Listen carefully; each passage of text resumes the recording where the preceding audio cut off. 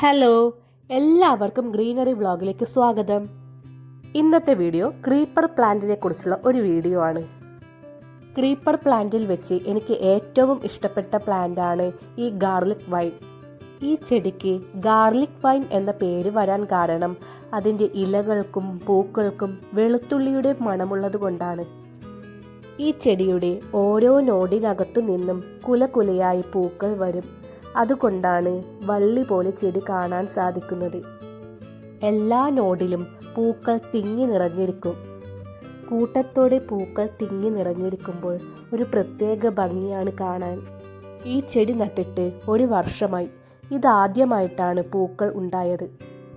ഇനി ഓരോ വർഷം കഴിയും തോറും പൂക്കളുടെ എണ്ണം കൂടിക്കൂടി വരും. ഗാർലിക് വൈനിന് അധികം കീടബാധ വരില്ല. വലിയ കെയറൊന്നും കൊടുക്കേണ്ട ആവശ്യമില്ല. 2 ഷെയ്ഡിലായാണ് ഫ്ലവർ ഉണ്ടാകുന്നത്. ആദ്യം കട്ടി വയലറ്റ് നിറമായിരിക്കും.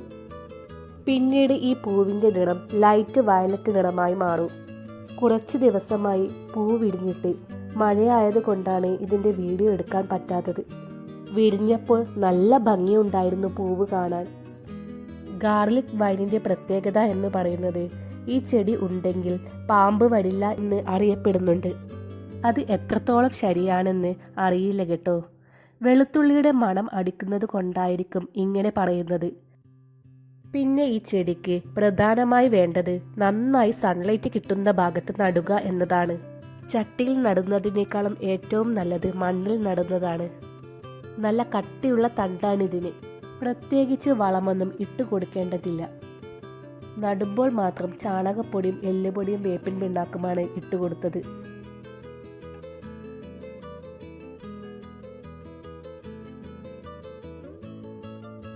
മറ്റൊരു ക്രീപ്പർ പ്ലാന്റ് ആണ് കാറ്റ്സ് ക്ലോ. കട്ടി മഞ്ഞ നിറമുള്ള പൂക്കളാണ് ഇതിനുണ്ടാവുക. കണ്ടാൽ കോളാമ്പി പോലെ ഉണ്ടായിരിക്കും. നല്ല ഭംഗിയുള്ള പൂക്കളാണ് ഇതിനുണ്ടാവുക. ഇതൊരു സീസണൽ ഫ്ലവർ അല്ല. എല്ലാ കാലത്തും പൂവുണ്ടാകും. ഈ ചെടി ഏത് രീതിയിൽ വേണമെങ്കിലും പടർത്തി കൊടുക്കാവുന്നതാണ്. ആർച്ച് പോലെയോ മതിലിൻ്റെ സൈഡിലോ അങ്ങനെ നമ്മൾ ഉദ്ദേശിക്കുന്ന ഏത് രീതിയിൽ വേണമെങ്കിലും വളർത്താവുന്നതാണ്. ഇതിൻ്റെ കമ്പ് നട്ട് പിടിപ്പിക്കാവുന്നതാണ്. ഞാനിത് മണ്ണിലാണ് നട്ട് പിടിപ്പിച്ചത്. നല്ല കട്ടി വേരുള്ളത് കൊണ്ട് മണ്ണിലേക്ക് ആഴ്ന്നിറങ്ങും. കാറ്റ്സ് ക്ലോയുടെ ലീഫിന് തന്നെ പ്രത്യേകതയുണ്ട്. നല്ല ഭംഗിയുള്ള ഇലയാണ് ഇതിനുള്ളത്. ഈ ചെടിയുടെ വേറെയൊരു പ്രത്യേകത എന്ന് പറയുന്നത് ഈ ചെടി ഉള്ളയിടത്ത് ഇഴജന്തുക്കൾ ഉണ്ടാകില്ല എന്നതാണ്. നല്ല രീതിയിൽ സൺലൈറ്റ് വേണ്ട ചെടിയാണ്. എന്നാൽ മാത്രമേ നിറയെ പൂക്കൾ ഉണ്ടാവുകയുള്ളൂ. നമുക്കിത് പ്രൊപ്പഗേറ്റ് ചെയ്യാൻ വളരെ ഈസിയാണ്. ഇതിൻ്റെ ഓരോ വള്ളിയിൽ നിന്നും വേരുണ്ട്. പെട്ടെന്ന് തന്നെ പ്രൊപ്പഗേറ്റ് ചെയ്യാൻ പറ്റുന്ന ഒരു ക്രീപ്പർ പ്ലാന്റ് ആണ് ഇത്.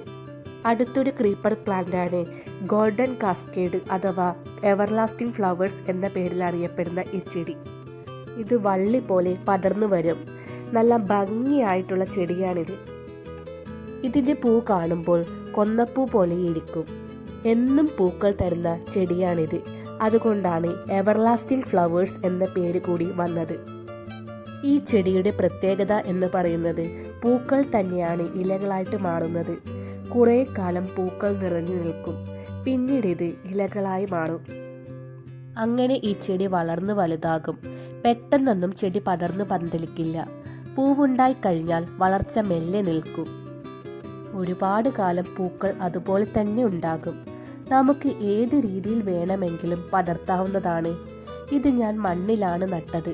അധികം കെയറൊന്നും ആവശ്യമില്ലാത്ത ചെടിയാണിത്. ഞാൻ ഇതിന് പ്രത്യേകിച്ച് വളമൊന്നും കൊടുത്തിട്ടില്ല. ചാണകപ്പൊടിയും കുറച്ച് എല്ലുപൊടിയുമാണ് നടുമ്പോൾ കൊടുത്തിട്ടുള്ളത്.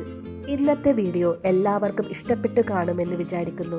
ഇഷ്ടപ്പെട്ടിട്ടുണ്ടെങ്കിൽ ലൈക്ക് ചെയ്യാനും കമൻറ്റ് ചെയ്യാനും ഷെയർ ചെയ്യാനും മറന്നു പോകരുതേ. എല്ലാവരും വീഡിയോ മുഴുവനായി കാണുന്നുണ്ടാകുമെന്ന് വിശ്വസിക്കുന്നു. എല്ലാവരുടെയും കമൻറ്റുകളൊക്കെ ഞാൻ വായിക്കാറുണ്ട്. സ്ഥിരമായി കമൻറ്റ് ചെയ്യുന്നവർ ആരൊക്കെയാണെന്ന് ഞാൻ ശ്രദ്ധിക്കാറുണ്ട്. നമ്മുടെ ഗിവ് എവേയുടെ കാര്യം മറന്നു പോയിട്ടില്ലല്ലോ. വിന്നേഴ്സിനെ ഉടൻ തന്നെ അറിയിക്കുന്നതായിരിക്കും. ചില തിരക്കുകൾ കാരണം അധികം വീഡിയോസ് ഒന്നും ചെയ്യാൻ പറ്റുന്നില്ല. അതുകൊണ്ട് ഈ 6 വീഡിയോയിലും കമൻറ്റും ഷെയറും ലൈക്കും സബ്സ്ക്രൈബും ചെയ്യുന്നവരിൽ നിന്നും 3 പേര് സെലക്ട് ചെയ്ത് അടുത്ത വീഡിയോയിൽ വിന്നേഴ്സിനെ അനൗൺസ് ചെയ്യുന്നതായിരിക്കും. ഇതുവരെ ഇട്ട വീഡിയോ മുഴുവനായിട്ട് കാണുക. സബ്സ്ക്രൈബ് ചെയ്യാത്തവർ സബ്സ്ക്രൈബ് ചെയ്യുക. അടുത്ത വീഡിയോയുമായി ഉടൻ തന്നെ വരുന്നതായിരിക്കും.